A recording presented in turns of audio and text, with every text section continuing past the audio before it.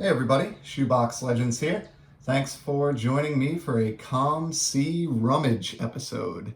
And as I've done with a few of these in the past, basically pulled 15 singles out of the huge backlog of COMC cards that I've yet to inventory and add to my sort of organized collection proper. And going to take a look at these 15 today in an episode and get them inventoried and filed away. So we're going to lead off with the card that I sort of teased in the title. I am all over the map. Definitely have a hard time focusing these past few years, but rather than thinking of that as being all over the map, I'm going to go with something that my cardboard friend Terry of TJ Maxx Vintage Cards mentioned, which is that I'm maybe a cardboard renaissance man. So that sounds a little bit better than not being able to focus, but along those lines, one of the many non-sport sets that I enjoy are the fantastic hand-drawn and illustrated Batman cards of the 60s. And I have one here from the 1966 Black Bat release, Race Against Death, where we see Batman saving a young toddler from certain doom and swooping in to carry said child out of the path of the oncoming steam train. So great artwork there. I just really love this image. And if you're not particularly concerned with condition, which I'm not, I just want examples that look visually appealing like this. You can really get a lot of these 60s Batman cards for cheap coin. I think I paid $1.25 for this one, which is certainly a fair price in my mind, and we're going to leave that one up so Batman can kind of look on here as we proceed through some of the rest of this COMC haul. Next up is a guy that's been getting a lot of airtime on the channel lately, and I think is finally starting to get some of the hobby love that I've long predicted that he would be getting, and that is Raffy Devers of the Boston Red Sox. This is one of those Tarot of the Diamond inserts, I believe, out of Gypsy Queen from a year or two back. I don't know if this is rookie year or 2019. I think it may be 2019, but not a whole lot of backstory on this one, just a very cheap pickup that was like 50 cents or something like that, just to kind of flush out my Devers PC, so to speak. Next up, we got some Shine, and this is another one of those fantastic Cognac Diamond Anniversary parallels that Topps treated us to in 2011. Total addict for these things, especially the retired veterans and the legend short prints that were on the checklist. And ended up picking up this Andre the Hawk Dawson. And this was actually an example of a card so nice, I bought it twice. I didn't realize, I think I just got a really good deal on both of these, and they were around $1 or less, and bought them months apart, and only realized when I got my COMC shipment in hand and started pulling some out of that for today's video that I actually had picked up 2 of those, but that's no problem at all. It'll just be double the shine in my Baseball Z folio. And speaking of shine, it should come as no surprise that I've got another shiny refractor here. This one being a Craig Kimbrell out of Topps Finest. And this is a blue refractor, which really works nicely with the Red Sox, who predominantly have, of course, navy blue and red as their team colors.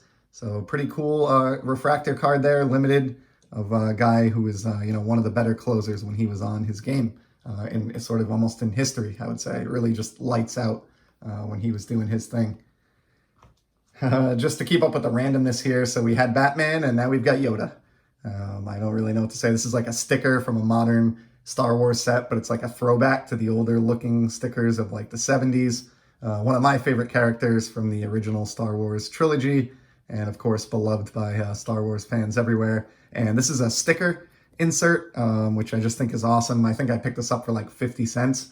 And honestly, I wish I bought like 10 of them at that price, because I would have like stuck them on my notebook for work, or like stuck them to a lamppost in Providence, walking around the city. But I think I just grabbed this one, and we'll throw this in my non-sport Z folio at the conclusion of the video today. So we'll let Yoda look on with today's proceedings. Here's a cool die cut insert. These are really awesome. I applaud Panini for the creativity here. So they did a couple of these inserts, I think maybe in 2 consecutive years.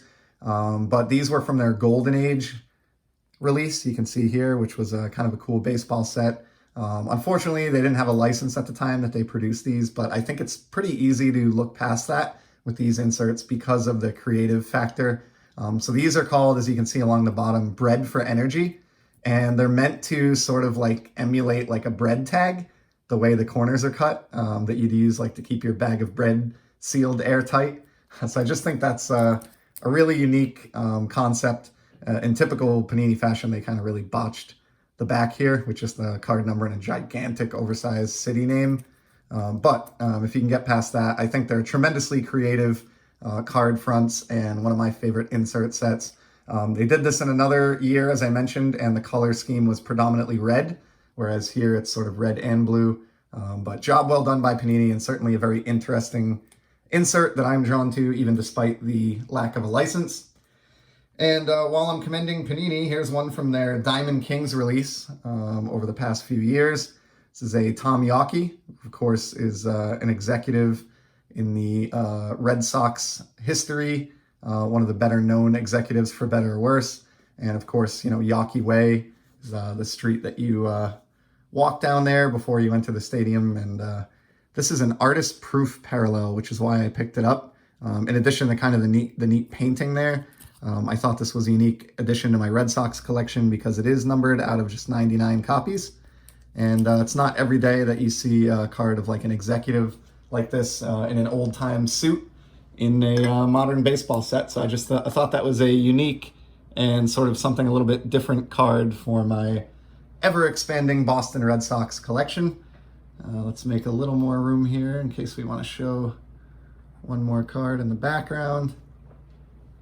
Here's another Red Sox pickup. There's nothing that special about this one except that it's a 63 Topps card that I needed for my team set, which I've just slowly been working on all of the Topps Red Sox team sets over the years. This isn't a high number or anything. It's just number 232, but Frank Malzone had a pretty successful career, was an all-star player, and I thought this was a well-centered and really good condition copy of this card for my vintage Sox portion of my collection, so happily scooped that one up. This next one, here's a hockey card here, and I think it's going to be instantly obvious why I grabbed this the second you see it. Check out the flow on this Jaromir Jagr. This is one of the most hideous looking hockey cards I think I've ever seen in my life. This Upper Deck Be a Player set from this year in particular features just a terrible, gaudy, patched together design that looks like it was done by like a second grader for an art project back in the early 90s. And but in this case, I could not pass this up. You know, Jagr is one of the greatest of all time, absolutely. You know, top 10 player in the history of the league, potentially. And he had a stunning mane of hair. And I think, you know, out of the many, many Jagr cards that I have in my collection, many of which do a good job showing that tremendous mullet, this may be the gold medal winner. I mean, the second I bumped across this in a search for Jagr cards and went into my cart immediately, and we're going to put that flowing mane on display here right next to Yoda. A few more to go here. Thanks for sticking with me. It's one of my favorite parallels of the 90s was the 94 Pinnacle Rink Collection Dufex parallels. And scoring that parallel of one of the greatest pitchers of the 90s and ever to take the mound, quite honestly, in my opinion, was just awesome with this Craig Maddux. So happily scooped this one up. I think the top loader's kind of doing us a bit of a disservice here combined with my lava lamp in the background, but in hand, these are really fantastic looking, even more so than it's coming across in the video here. And obviously Greg was at the height of his domination and stardom in the mid-90s when this parallel hit the shelves. So card I would have been very, very proud to own as a kid back in the day, and I'm certainly extremely grateful to add to my collection now as an adult all these years later. And got that for less than $1, believe it or not. Here's a shiny hockey card for you. So I've been talking with my buddy Brian over at Walk and Balk recently about what some of my favorite rookie cards are in hockey in the past few years outside of Young Guns. And we're not talking about like the cup or cards that are going to cost you thousands of dollars, but sort of budget releases that are alternatives to Upper Deck Young Gun rookies. And one of my favorite, as I told him, were these O-Pee-Chee Platinum cards. This set started all the way back in 2013, and it just has a tremendous amount of just really cool parallels. And I'm sorry, I misspoke. I think it was 2014 when these started, but an amazing number of just really, really cool parallels. This one that you see here is called a Blue Cubes parallel, And even though Seth Griffith, the subject, didn't really go on to do much with the Bruins or in the NHL at all for that matter, I just am a sucker for the shine on these cards. I think they look fantastic, and they are relatively tough, especially with the passage of time here. It's just 65 copies. And this is a release if you're not heavy into hockey collecting, but you're looking for an opportunity to pick up some nice shiny cards without breaking the bank.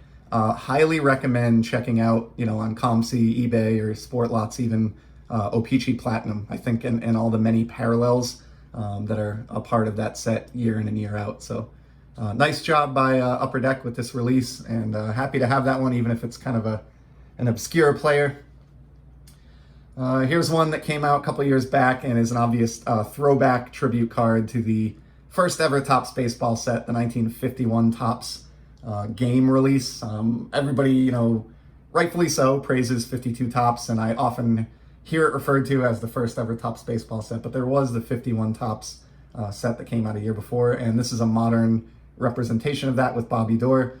Difference being the original cards were very small in size, smaller square cards, similar to like 1950 Bowman or like Orbit cards from the 1930s, whereas this modern card is it does have the rounded corners of the original release, but is a standard size modern trading card. But just a cheap pickup there for the Red Sox collection.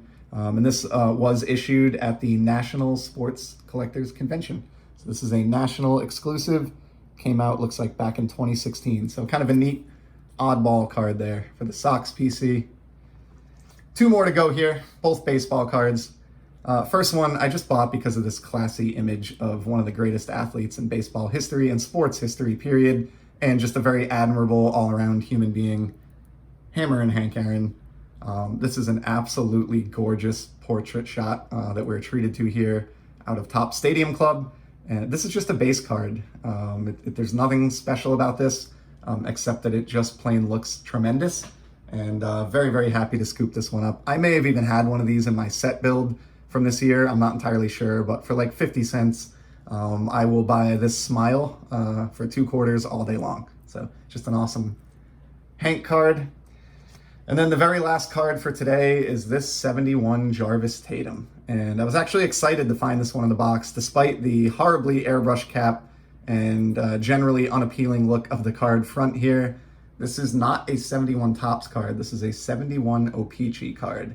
And for those of you who don't know or haven't been exposed to these at any point in your collecting journey, these feature what are, in my opinion, some of the greatest baseball card backs ever designed. The big difference in 1971 between O-Pee-Chee and Topps is the card back. Topps backs are really nothing to write home about in 71, whereas O-Pee-Chee gave us the horizontal back with the tremendous floating head right in the center. Absolutely adore these. I love that you have the write-up in French on one side, English on the other, with the giant floating head in the middle and the stats along the bottom. As I said, without a doubt, one of my favorite card back designs in the history of baseball cards, and always on the lookout for kind of cheap examples from this release to add to my collection, mainly because of the backs. And happy that I was able to do that here with this Jarvis Tatum for my Red Sox collection. So that's all we've got for today. 15 cards grabbed courtesy of COMC. Hope you saw at least one or two that were enjoyable to you, whether it was Batman saving a toddler or Yager's tremendous mane. So that's all for today. Appreciate you stopping by, and I will certainly be back soon with some more sports card content. Until then, take care.